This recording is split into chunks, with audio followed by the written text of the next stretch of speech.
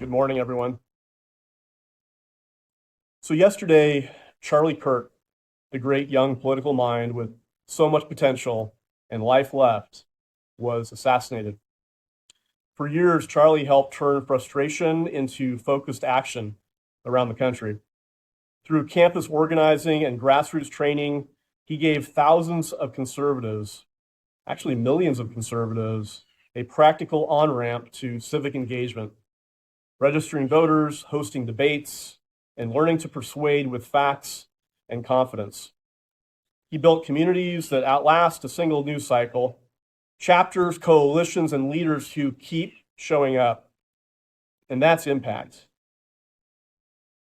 To advance his work and the broader MAGA vision, which is prosperity, secure borders, strong families, and American energy, among many others, we have to move together from this tragedy. Unity beats outrage every single time. And that means sharing a clear message, equipping local volunteers, and showing up where culture is shaped. Schools, councils, state houses, and small businesses. It means listening first, speaking with respect, and inviting persuadable neighbors instead of preaching at them. We need to make participation normal again. One conversation, one voter registration, one community project at a time. Build small teams, set monthly goals, celebrate wins, and keep the tone optimistic. If we combine Charlie's organizing model with consistent neighbor-to-neighbor outreach, we can turn momentum into durable victories, policies that make life better for working families and a country that believes in itself again. This is how we safeguard liberty, restore accountability, and hand a stronger nation to our children. And the spirit and voice of Charlie Kirk will go on. His death will not have been in vain. I know I will personally carry Charlie's message and purpose with me forever. You know, had I taken another path as a younger person, I could have done what Charlie did. Maybe not to the degree that he did, but when I looked at him, it reminded me a lot of what I was like in my 20s. So I have always identified with what he has done.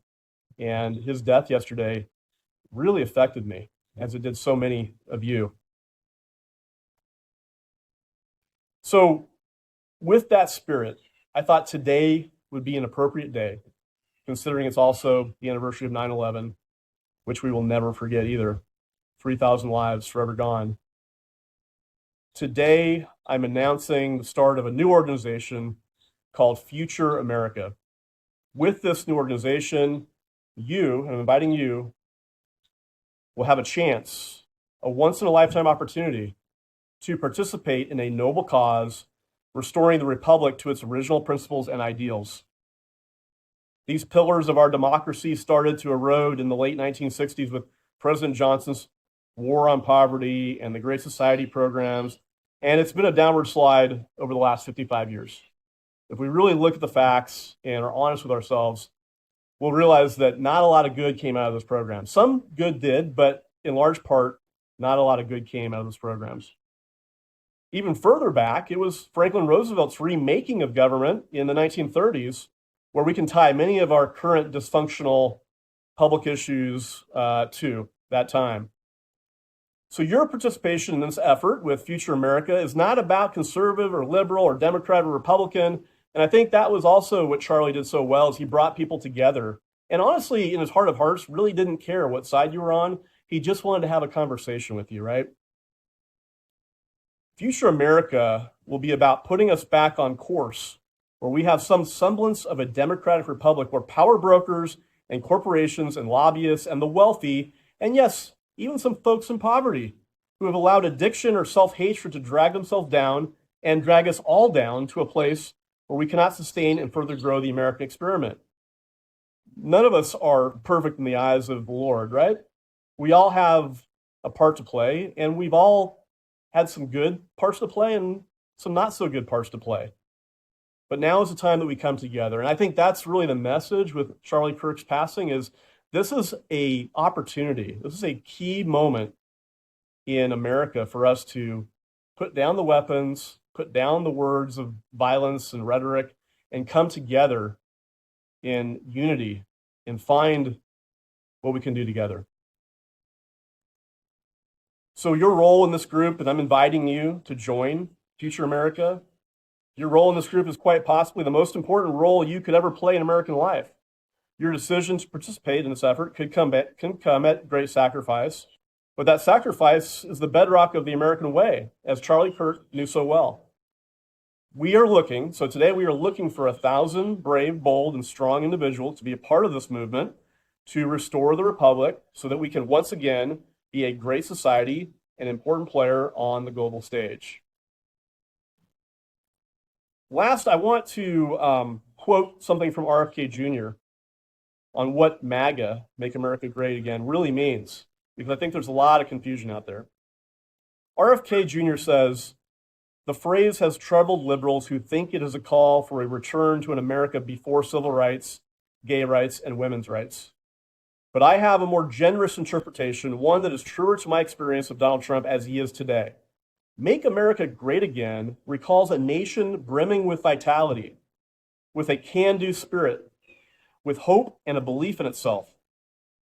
It was an America that was beginning to confront its darker shadows, could acknowledge the injustice in its past and present, yet at the same time could celebrate its successes.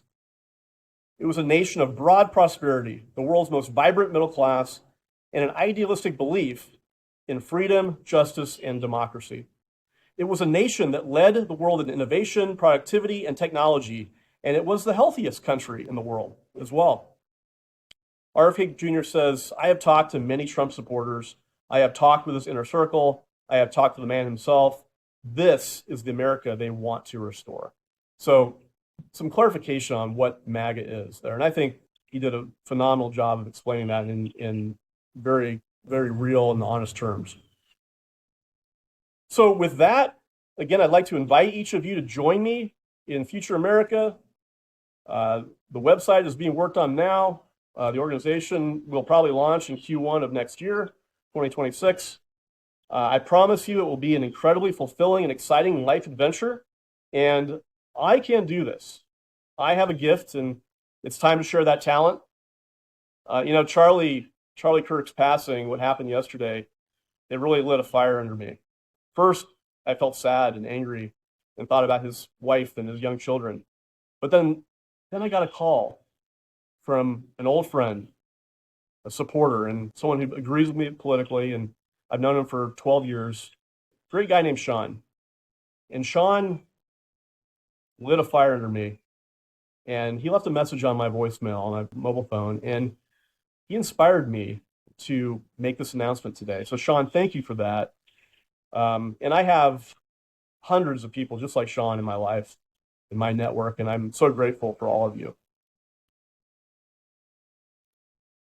Of course, if you don't want to be a part of this, I totally get it. We're all busy. There will be a time commitment involved, of course. But on a personal level, I think I met each of you out there for a reason, and part of that might be this. Lastly, and I know I've said that 3 times now, but really lastly, let me mention this. This isn't just something I necessarily want to do. It's going to be really hard. Like anything in life that's worth doing, it's going to be difficult. And I will be forced to make my private life public. And Tiffany is on board with this. Tiffany and I have talked a number of times about what we could do in a bigger way to impact America. But this has been my destiny since I was a little kid. I've known this was a part of my life's plan for a long time. And I believe in God's will, just like Charlie did. Charlie was doing God's will, and he was a man of faith. Let's not forget that. And just like Charlie, I need to fulfill what I'm here on earth to do. And some of that took some courage and guts. And I'm 54. Life is short. So this will be done. And I thank you for your interest and for listening. And God bless Charlie Kirk, and God bless America. Thank you.